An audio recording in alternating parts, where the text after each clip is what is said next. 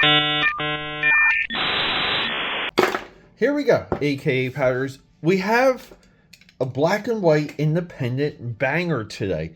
Just out of the gate, I'm immensely impressed with El Gato, and it's great to see that the creator Ricard Dominguez is still in the game. So on his Instagram, he had something about this maybe being optioned for Apple TV.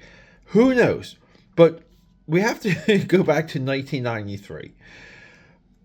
There's a couple things of note when we flip through this. Now, this is one of three. Our objective always on this channel, when we read one comic book, it doesn't matter if it's a miniseries or anything, regular, whatever. Does one comic make us want to read two comics? We have something that's far more interesting than the story itself. And we kind of see it here. El Gato here is a legacy character. And there's this pretty nice like dinner scene where Pachito, that's our guy. That's our Gato.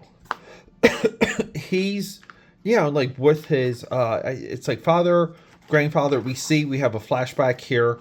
Looks like his father just gets completely glocked.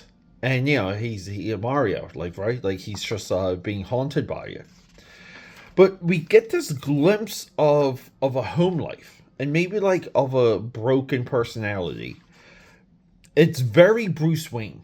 But it's for, like, an independent comic to come in heavy-handed with this emotional and legacy balance to it all.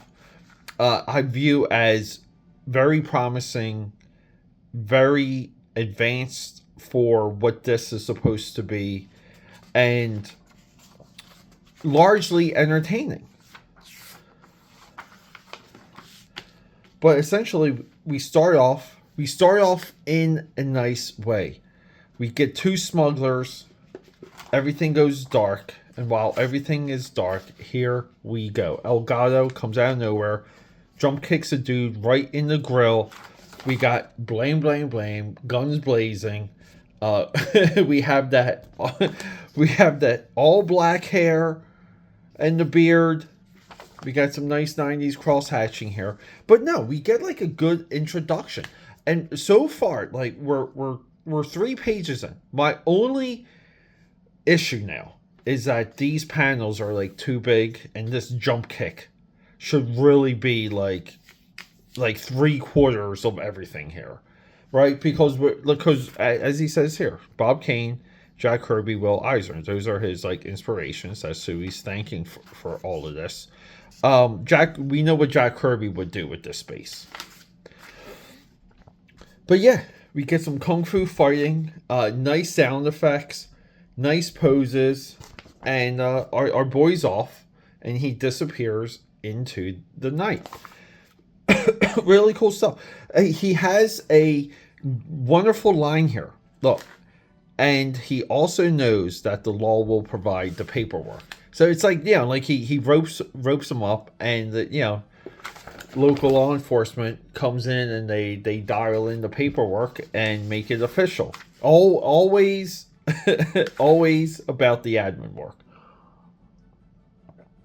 And then we jump to like the crime boss. The crime boss is like our smugglers. He's pissed. He's like, our smugglers keep getting caught. He's got some nice hairy hands. Nice background here for the wallpaper.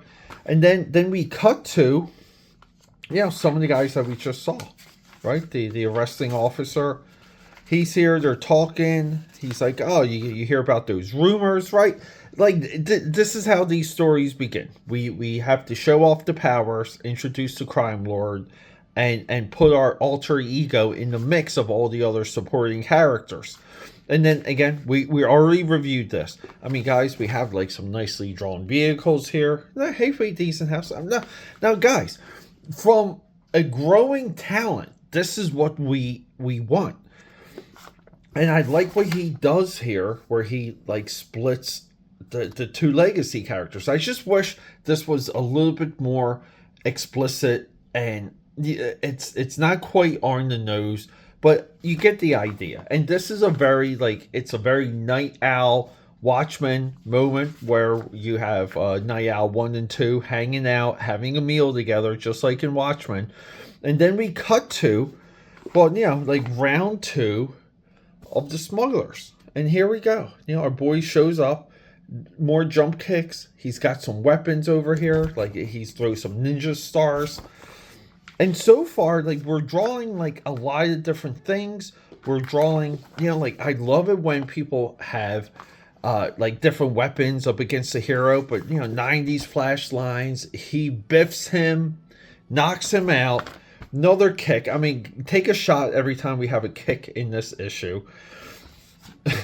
But and then we cut to like nice 1, 2, 3, 4, 5 panel sequence here of him honing in, studying what's happening, having the stars ready, and then he sees where these guys are going, and then boom, suddenly, stay where you are.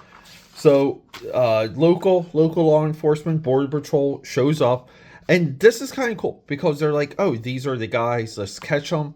And then they're like, hey, shine the light over here. And this is a tough thing to execute. But it's like, how do you draw your guy, El Gato, dodging the beam from the helicopter, that spotlight. But he does it. We get the idea. And then, again, nice silhouette, runs off. Nice landscape silhouette there. And, more criminals for the local law enforcement. And then we get this, we get some detective work. This clay goes here. We know maybe it's a potential factory. We see him working on the boot, dissecting the clues. And we have some, again, too, like nice panel sequence here where he jumps, Picado jumps into the bush, transforms into El Gato, does a split kick, jump over the fence move. And again, too, like nice details here. He's like the rust on this fence doesn't match the brand new razor wire. He's like, like if no one's been here for a while, why is the, one's rusty and the other one's new. And then, he gets into, again, like nice jump here. We see him crawling through the skylight, lurking, right? Like, nice paneling. And then, boom, froosh. They hit the lights. And then, there you go. It's an ambush.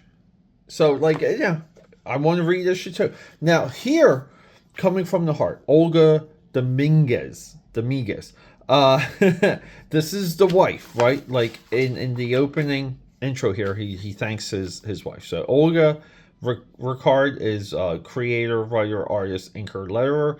Olga, the wife, is right here. So, and this is kind of just like one of those things. It's just like, hey, there's not many Hispanic whatevers. Here's one for you. Like, thumbs up, right? So we can skip that, but we get something, and this is what I was saying earlier. We have this whole breakdown of his mask. This is, again, what people love about the Marvel Universe handbooks and the Who's Who back during the time. But this explains how the night vision works, and like the different types of low light it functions in.